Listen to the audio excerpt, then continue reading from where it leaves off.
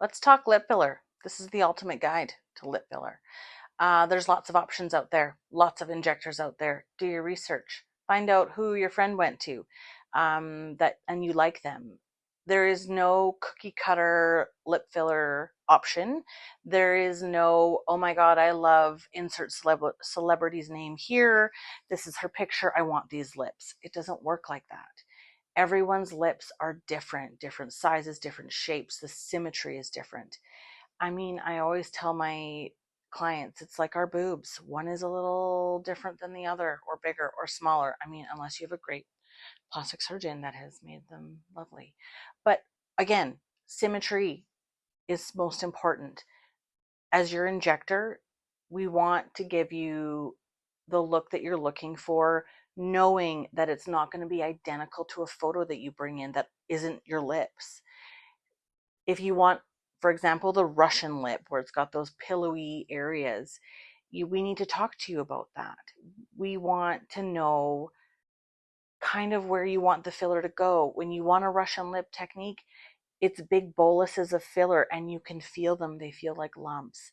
Most people don't want that. Most people want a nice, smooth lip that they don't feel all the time.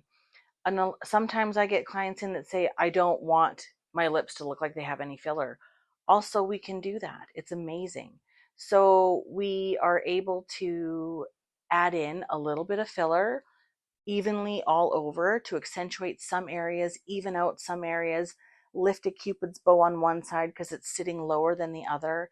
And we just get a nice hydrated plump lip, but lips that aren't any bigger than when they came in. They just look more hydrated and more plump. So there's so many options out there. We also want to make sure that it's done properly. There's always a risk of migration, always, always. Even if you've had filler once or twice, filler can migrate. It's not something that we can always control, but we do our best with our techniques to control it where we can. So sometimes people come in and they've had filler a year ago, but they can still feel it in an area. We can spot dissolve, we can even it out, and then we can add filler to other areas. My most important tip for filler is a half at a time. You can buy a full syringe. You can come in and tell me, I want a full syringe in my lips. And I will say, sure, that sounds great, but we're going to do it in 2 stages. We're going to do it half a syringe now, then we're going to wait 2 to 3 weeks for healing time, and then we're going to add in the other syringe, the other half of syringe, I should say, because it helps prevent migration and it helps give you a nice, even, beautiful look and a natural look, depending on what you're going for. I have some clients that love great, big, huge lips. It is not my place to tell you what you love. It is my place to listen, to hear what you're looking for, and to create it with you. So there's lots of different things to learn about. Are there horror stories? Yes. Does social media take it out of context? Oh, I can't even tell you. Yes. But as an experienced injector, you need to come in, ask questions. You don't even have to do it that day. Come in, ask questions. Let's talk about it. I want to feel your lips. I want to see what you're looking for. I want to take photos with you. And then go home, think about it, and then come back in.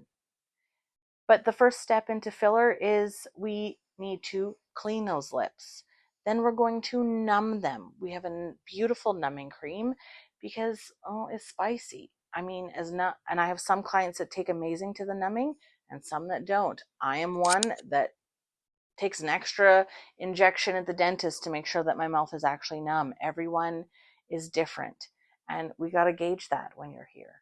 So let's just talk about it. We numb up those lips and then we get started. I've got a few different tools that help.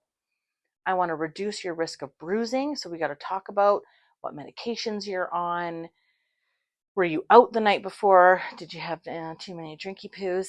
And if you did, that's okay. But maybe we just book it for a day or two later. And you know what? Here we're able to accommodate, which is my most favorite thing, because my goal is your best results. Are you flying to Mexico in the next week? Then today filler's not your option. Why? Because going on a plane and those pressure changes puts you at risk for bruising, for vascular occlusion, for all different you're just at higher risk, basically. So that's important to tell me. You need to tell me this is the plan. I have a wedding here and then. Let's plan for that.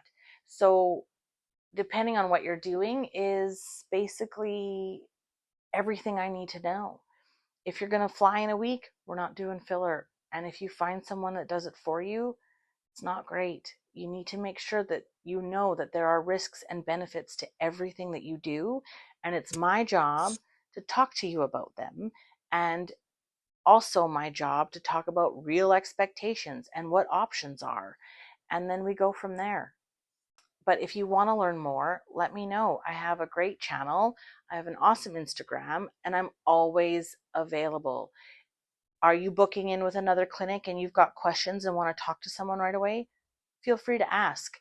My goal within aesthetics is to be open and to be honest and to make sure that my clients, no matter where they are or where they go, are aware, because it's important to know. Follow me for more.